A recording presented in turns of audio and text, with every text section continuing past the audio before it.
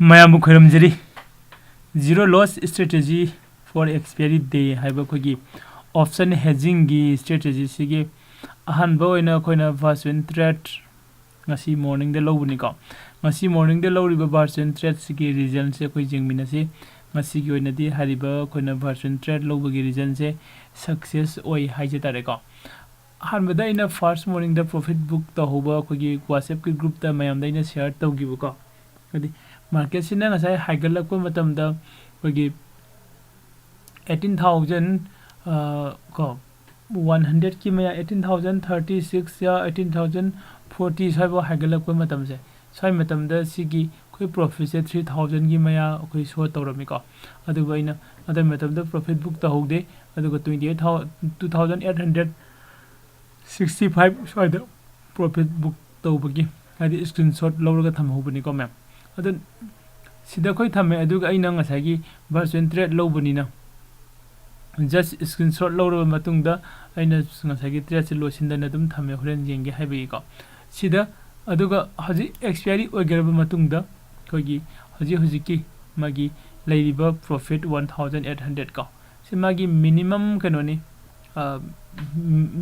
profit ta yamna minimum oi profit to ni expiry oi matam da phangado kano duni ko haibidi sida ko na yengba yai se expiry se kadai da piri 18,000 gi swai da pisile expiry ko 18,016 da expiry pi ado ngasai na profit book to matam da di kaya da lebino ke sida ka khare ko 18,000 kano gi mathak tani natra se sigi kano sigi matung ni jengo ko ge pay off chart sigi matung ni jeng se ko gi haji leiriba market sida ko gi center da ni natra leiri se sigi ko gi range sigi center da leibane adu ga ngasai na profit book to matam da range ki center side da leiriga mathalom na kar haigalaga lei ko okay sina takpadi ko da ngasai gi hariba trade se koine lobu matam da thoidona kaide adu ga fund di khar da ka oi ko fund da ka oi adu ga ko profit si 100% sure ne trade se ko Wednesday evening da loramaga Thursday da book to bane hena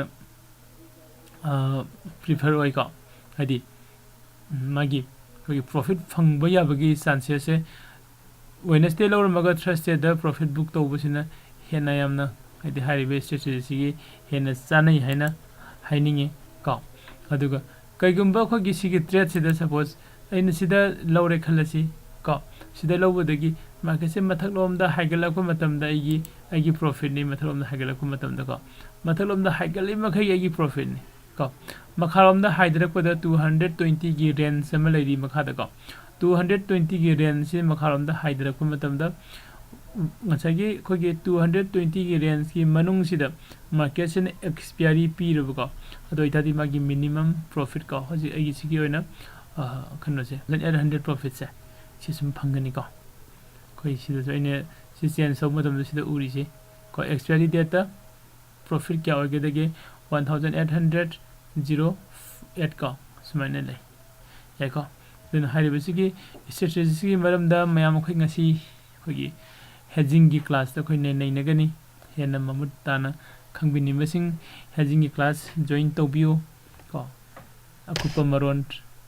video sigi description da khogi whatsapp number pijari ko hariba whatsapp number sida text tobiro aduga